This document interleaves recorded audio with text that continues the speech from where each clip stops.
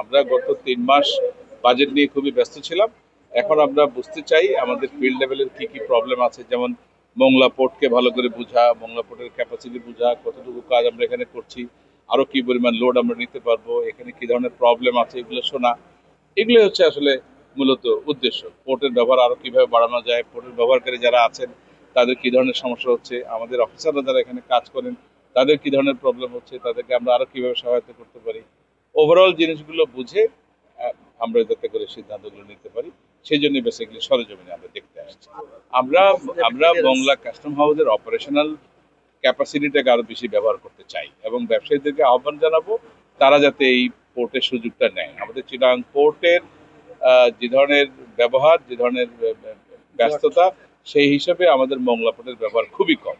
এখানে যদি আমরা ব্যবহার বাড়াতে পারি তাহলে আমাদের চিটাগাংয়ের যানজট কমবে। চিটাগাংয়ের যানজট কমলে চিটাগাংয়ের আমাদের পোর্টের অপারেশন এফিসিয়েন্সি বাড়বে, লোকজনের খরচ কমবে এবং আলটিমেটলি জনগণ বেনিফিট হবে। আমরা আশা করি যে অনেকেই চিটাগাং পোর্টে, যেমন আমরা গাড়ির কথা বলেছি যে মংলায় এমনিতেই গাড়ি বেশি আসে, সবগুলো গাড়ি আমরা মংলায় আনতে পারি কিনা সেটা নিয়ে আমরা গাড়ির ব্যবসায়ী যারা ওনাদের সাথে কয়েকবার বসেছি, আবারও বসবো। এই টাইপের অন্যান্যগুলো যেগুলো এখানে আসলে সহজে তারা সার্ভিস পাবেন এবং ব্যবসায়ীদের যদি উপকার হয় ওনারা এটার ব্যবহার যেন আরো বাড়ান, এটা।